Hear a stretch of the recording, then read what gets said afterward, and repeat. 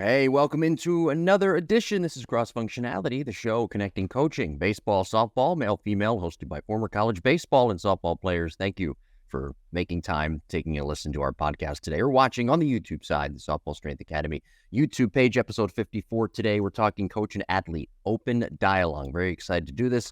Let me bring in my friend and co-host, softball national champion at the University of Alabama and current day renowned coach. I want to give her some credit too, Cassie Reilly-Boccia, for introducing me. We talked about this so many times through now the 54th episode of Cross Functionality about athletes and needing their sleep. This week, I made a challenge for myself after I got back from Philadelphia last week from a wedding last weekend. Starting Tuesday night and through when we record this on Saturday, I have made it a point to sleep 9 to 10 hours a night and just go on that schedule. And I feel great. I've only needed one cup of coffee. I haven't needed no energy type mushroom stuff. None of that special stuff you find in like Whole Foods or Sprouts. I feel great though. 9 to 10 hours of sleep. That's the key point right there. That's good. You know what? It's funny. Sometimes when people try to make that switch, they actually don't feel great right away. It's like their body is like really having a hard time getting that much sleep and they're feeling drowsy. You know, it is interesting, but that's amazing. Very good. Yeah. I was at the wedding I was at last week. People were asking Cassie about you and a little bit about your story and whatnot.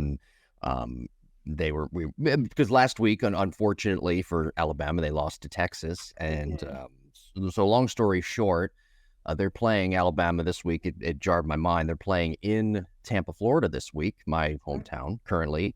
They're playing USF. And sorry, my sister went to USF. Now, sorry to all the Bulls fans out there, but it's probably going to be like a 56-10 score in favor of Alabama. But I'm a little surprised, though, that Murph couldn't make his way down. Head coach, of course, softball head coach Patrick Murphy, who was a former guest on this show, couldn't make his way down to Tampa. It was a beautiful Tampa, Florida, to take a little vacation and watch Alabama today. But yes, he's busy on the recruiting trail. I'm sure. Fall practice. This is fall practice, but I think fall's a busy time for, he's back in the swing of it for sure. But well, episode 54 today, coach and athlete open dialogue. Be sure to follow us on all the social media platforms. I'm at Jim Tara everywhere, excluding TikTok. I do not have a TikTok. And of course, at Coach Cassie RB on Twitter, at Coach_Cassie RB on Instagram. Talking today, coach and athlete open dialogue. Some of those things, we talk about writing things down, always keeping a journal. But I think the one of the biggest points that we need to make today and decipher through is technology. So much technology out there. We've talked about it so many times. How coaches can use that technology, utilize the proper technology to have that open dialogue and be able to show the athlete what they're doing to help them better produce and practice in game settings.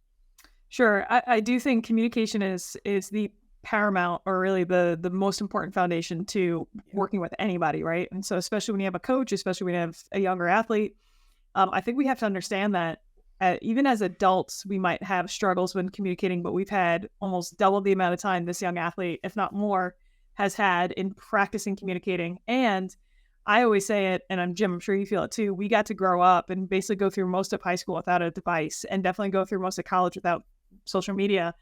And I think that just aided in our comfort in face-to-face conversation, in picking up a phone and calling instead of relying on text or email to communicate.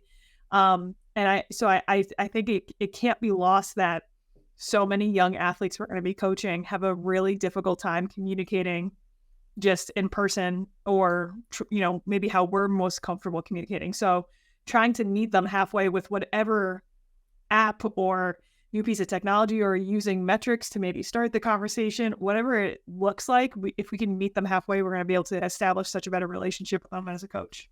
All good points. I'm glad you brought up metrics. I'm going to give a little tease for next week's show, episode 55. I'm going to bring up something to you about bat speed that I saw in Baseball America that has to do with metrics. You might have seen it this week. I'm going to bring that up next week, though, and get your opinion on it. Did it have to do with Stanton being number one on the... Yeah, it did. I saw it, too. How are you, Jim? In fact, I have it pulled up right here. Giancarlo Stanton, we're just teasing here. Giancarlo Stanton was number one, top 25, fastest average bat speeds for major league hitters, minimum, of course, 70 plate appearances. You always have to throw that disclaimer in there, right? Giancarlo Stanton, 77.2 average bat speed, average exit velo, 93.4.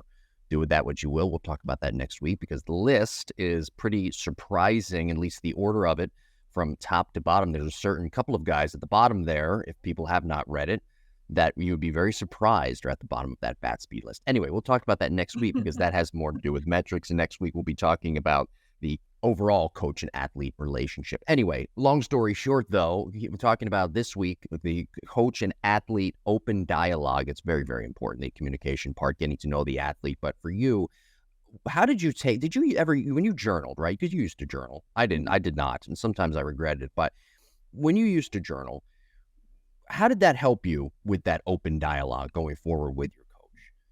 Sure. I think sometimes there might be something you want to say, but you don't have it organized yet. And Right. it can be intimidating talking to your coach, right? Especially if you're in a slump, or especially this is the person controlling your playing time. And you want to have a honest conversations because, he wants or she wants you to get better and you want to get better yourself. So what had helped me is just organize everything I had going on in my head. So it was before a game, I had certain questions I was going to try to ask myself that I wanted to answer. Before practice, I wanted to answer certain questions. And then afterwards, those were just as important. And then it's not necessarily that I took my journal to my coach. I mean, I could, but I just felt so much more prepared to have a concise conversation. If someone's like, hey, what's going on? Why do you feel like you're slumping? It's not like, and you just start even, girls, I think will probably have a tendency to word vomit. Well, I have all this going on. And then, I notice with the guys I coach, it's just, I don't know, like they can't, they might have some inkling, but drawing it out of them is really difficult. And they might need some of those prompts to help organize what's going on in their head. So interesting dichotomy there that we need to discuss with girls, softball players. They have word salad, right? I guess better way to put it than vomit, right? They have word salad. They will give you every single thing, every single thought that they want to journal. They're going to give that to you as a coach. Now, as a guy from the baseball perspective, and I could see this, they're not going to open up as much. They're going to internalize it more, right? So as a coach, how do you bring that out of baseball players, and how do you harness the softball players to get the girls to kind of have more of a one-track mind that can help them progress forward? Sure. So a couple, I do think having some type of consistent questions, if you will, and you're not peppering, you don't want it to take too long because then they're going to not want to do it or they're going to rush through it. But having a couple of distinct questions is helpful. That they're coming into the session knowing I'm going to ask, how did you feel? What do you feel like you have to work? Whatever it may be. So they're almost, whether they realize it or not, subconsciously, they're preparing for these questions because they know the same ones have happened every week. So that's at least how I can prepare for it. But as far as, we talked a little bit about technology, meeting athletes in different ways is, well, maybe I'm going to text that ahead of time. Maybe I'm going to send a form because they're so used to doing that in school. They fill forms out all the time. And maybe I'm going to give them make it even easier. And it's multiple choice. It's like, hey, on a scale of 1 to 5, how did you feel about this? So I'm getting a little bit of an idea. I'm starting the process of pulling information out of them so that we're not starting the session and maybe taking 15, 20 minutes to pull information out. Because although that is important, sometimes you don't want to be taking up that much time every single time if you can have the athlete prepare ahead of time instead. So when you're going, let's say the athlete now moving forward after a practice or after a game, and you're having that coaching dialogue with them, and you're reviewing, and you're going through everything that may have gone on in that practice, good and bad. Same thing with games. Mm-hmm. What's that conversation for you look like? Because what I'm gathering from this episode thus far about at least on the communication side, it's an open dialogue, right? So for you, as a coach, from your perspective, post practice, post game, what does that dialogue look like? What kind of conversation are you having with those type of athletes? Sure. I am going to jump to filling in blank spaces sometimes for athletes. That's just what my nature is. So I have to at least remind myself that there's power in a pause, right? So even if there is a pause and they haven't answered, that doesn't mean they don't have something to say. They just might be taking a little bit longer to think about it. And there's a lot of power in directed questions. So not necessarily leading them to say, hey, I bet this was the issue that they're having, and I'm going to try to get them to say this. But sometimes instead of just being like, how are you feeling? That's super open-ended. Maybe it's, how do you feel like your confidence was at the beginning of the game versus the end of the game? And they might say, maybe they had a phenomenal game, or it's like, man, I was like, it's so much better. Great. When did you start to feel it change? Well, right around that fourth inning, why do you think it changed right around then? And starting to just pinpoint for that athlete so that they have something to be like, okay, cool, I know that moment, I can visualize, that's going to create some confidence within me going into my next game, let's say. And obviously on the opposite end, you might have athletes who had a terrible game and they say, well, it's way lower now. And we talk about why that might be the case. When it started to go, we might do some visualization techniques at that point. So it really starts off as like, the top of the river. And then all of a sudden, depending on where that conversation goes, how that athlete is responding, when you do it enough times, you start to be like, okay, this is probably what I'm going to talk about next, ask next. And this is where this conversation can go. So it's productive and something that meaningful that we can use for next week. Well, let's look at it from a glass half full type perspective. Let's say somebody is coming off, male or female, doesn't matter, baseball or softball. They're coming off a game where they went 4 for 4. They made a nice defensive play. Everything was clicking that day, which, by the way, in baseball and softball, I hate to tell everybody out there and spoil this for everybody, all our young players listening, but unfortunately, those perfect days are few and far between. I mean, there's always something that will maybe not necessarily go wrong, because this is we're taking a glass half full approach, but you're not always going to go 4 for 4. Right. You're not always going to have that perfect day. But when you do have that perfect day, or even when you go 3 for 4, your confidence level is very, very high.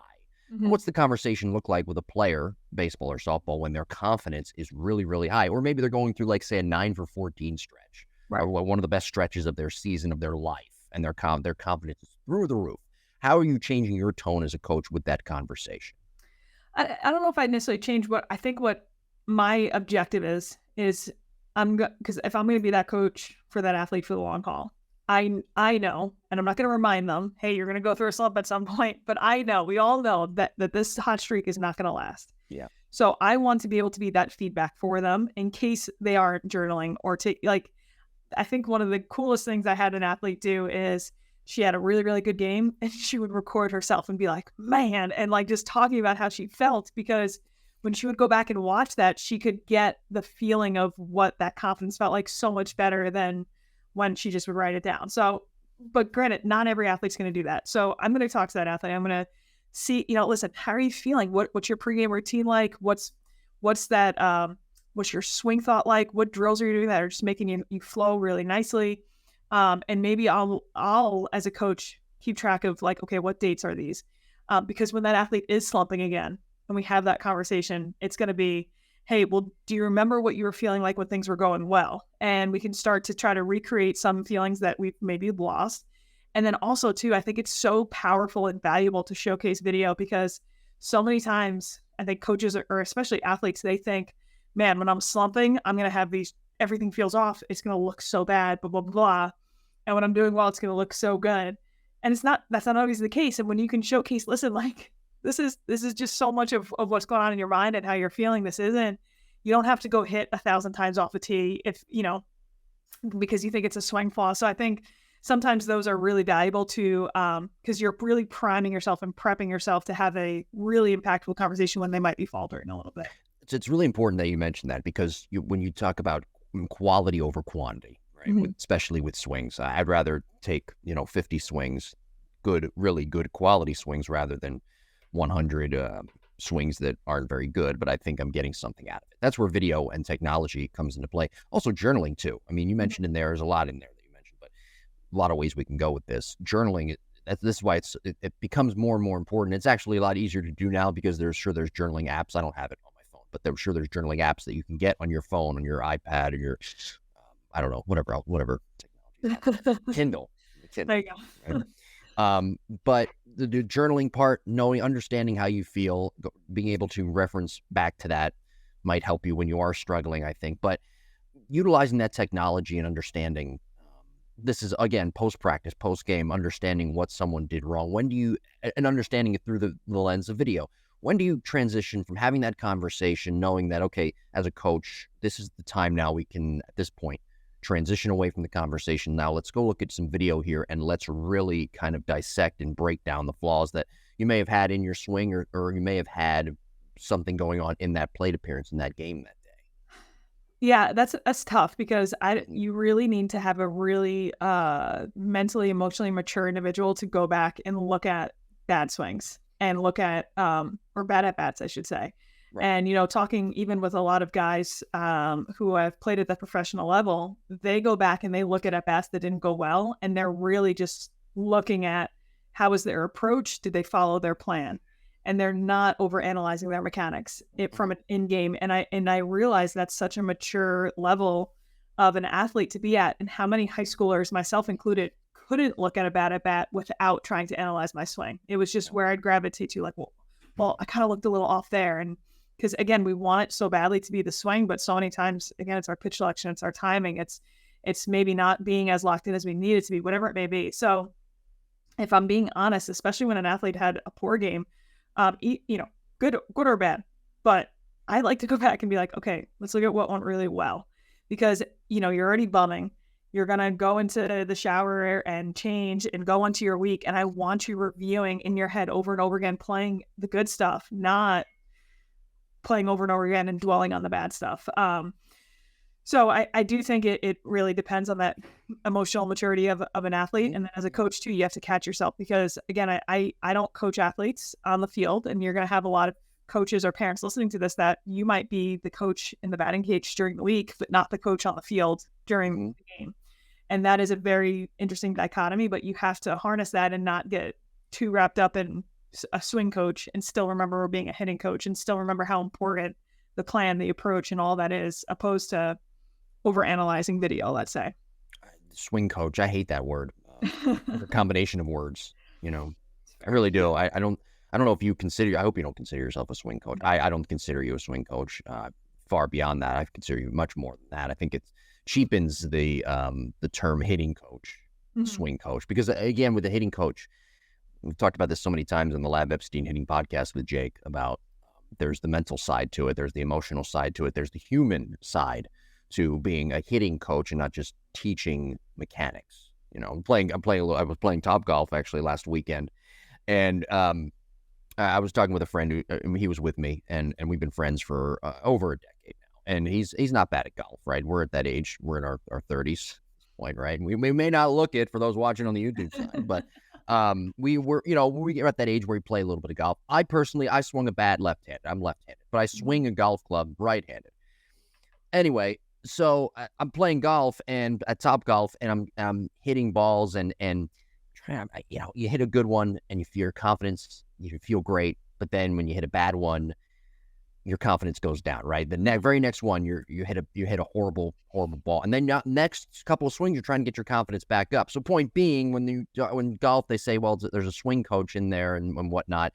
They don't include the fact that those swing coaches are helping those golfers mentally get back to where they need to be. And a lot of time, of course, with hitting, I think, in my opinion, if you're off mentally as a hitter, it's going to affect your mechanics. So that's why it's very, very important, I think, to have that open dialogue, just as a hitting coach in general, to understand the human being and what makes them tick.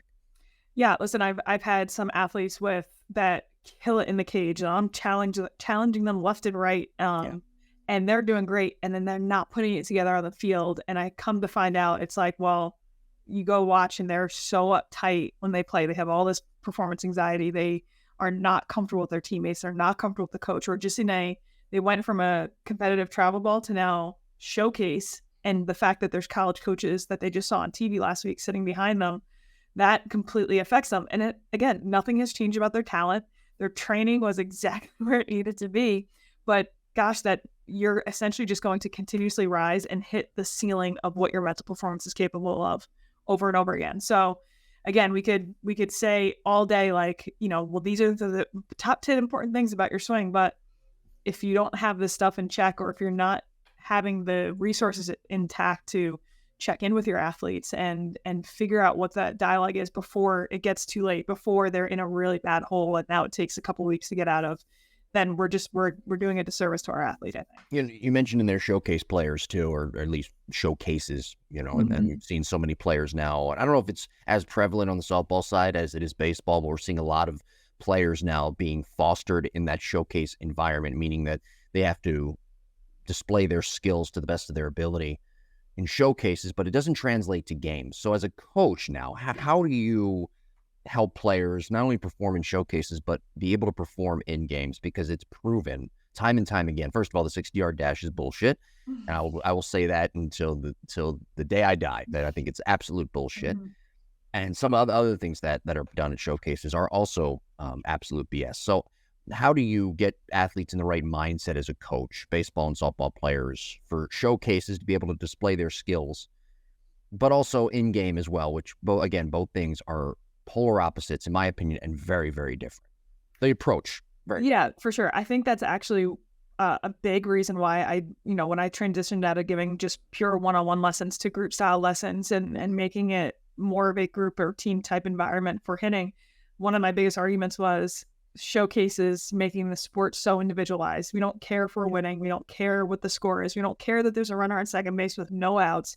If I'm at the plate, I'm just trying to showcase myself. And that, the one-on-one setting really feeds that mentality. But also you put someone in a group setting and you start to implement, listen, it's still the same drill, but now we're either in a collaborative competition where we're trying to get 15 balls to the back of the net under 20 total swings, or maybe it's you're now competing within the group itself. And then even just being in a group style setting, you're putting yourself on display a little bit. So if someone does have those anxieties about performing, we're now starting to see them in a practice environment, be able to deal with them in a practice environment instead of it being fine during practice. I'm very comfortable in practice. And now that discomfort isn't being dealt with until the lights are on and it's showtime. So I think that's a huge piece of it. And then just how you challenge the athlete within those sessions is going to translate as well. Well, be sure to email us. Anybody who has questions or comments, whatever, email us, jimbopodcast21@gmail.com. Be sure to subscribe to the show, leave a review, Apple, Google, Spotify, wherever you get your podcast, doesn't matter. And follow us on the on social media and the YouTube page. Follow us as well. Subscribe. New episodes every Wednesday, 9 a.m. Eastern Standard Time. Softball Strength Academy YouTube page, previous clips as well. Talking today, episode 54, the Coach and Athlete Open Dialogue in baseball and softball. I do want to ask for you personally, this is kind of advice for coaches out there as well. How do you change that dialogue and shift it to when you're, say, doing a one-on-one lesson as compared to group setting? Because obviously that open dialogue, that communication is probably going to be pretty different when you're going one-on-one with somebody rather than that large group setting.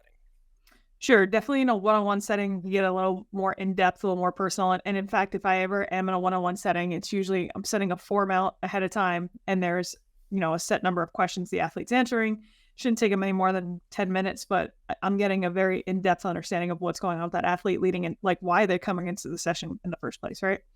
In a group style setting, I actually really love doing some type of whiteboard thing. And I'm asking less questions, but it is, what do we feel like we have to work on and what has helped or not helped you in the past? And the reason I don't just tell, the rest of the group to go start warming up and do that conversation one-on-one is because now someone else can be like, oh, you know what? I'm struggling with that too, but I've never tried that drill that has worked for that girl, or I've never tried that cue that has worked for that girl. Maybe that might help, because at the end of the day, our issues are really not all that different. We really fall into typical buckets. And the issue, so many times we think is mechanical, but sometimes it's just I'm really struggling with having confidence on the low outside pitch. And someone else is like, that happened to me last month. And now it's way more of a collaborative conversation. And then on top of it too, how cool is it to know what the other person's working on and be able to get excited for the person that you're doing that session with when they finally do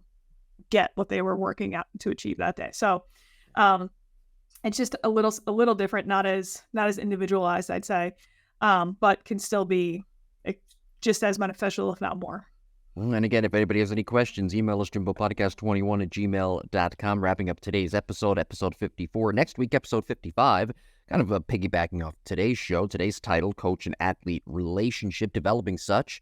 Any final points that we should send out there to coaches between the coach and athlete open dialogue, having that proper open dialogue and being able to gain that trust? Yeah, this is one of those things I think that we think, if you're a really good coach, it almost comes second nature to you. It doesn't have to be a high effort thing either. It can be some people, I remember someone saying wow, sending out a form, that seems like a lot to do. And you just either make it a part of your confirmation email, or when you're texting your athletes, you send out one big group text at the beginning of the week and say, hey, make sure this is filled out beforehand. And it really wasn't that big of a lift. The reason I like the form instead of just a casual conversation is because it is very, very valuable to go back and see what that athlete had talked about beforehand and to just have it documented. And to be honest, I did it for about 3 years straight, and I have some very, very cool data or information, or I can look at an athlete and be like, wow, you have 30 journal entries over the course of 2 years, Yeah.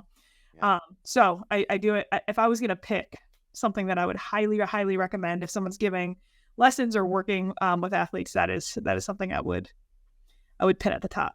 It's really cool to hear you disperse this information on a weekly basis, because when you were going through your undergrad at the University of Alabama and you were winning a national title, and then you went to the University of Iowa, right, and you got your postgrad, did you ever think some of the situations or experiences that you would gain would ever be there for you? I mean, when you're getting your undergrad, you're getting your postgrad, there's some things you need to learn, and there's some things that you need to take with you into your next career. Obviously, for you, it's coaching, but there are just some experiences that can't be taught in the classroom that you've probably learned, and some of that information you disperse it every single week. I feel like that, and today was a big key to that. I don't think you can really learn in the classroom how to have that proper open dialogue that can help the coach and between the coach and athlete, that can help that athlete progress, not only pre-practice, pre-game, but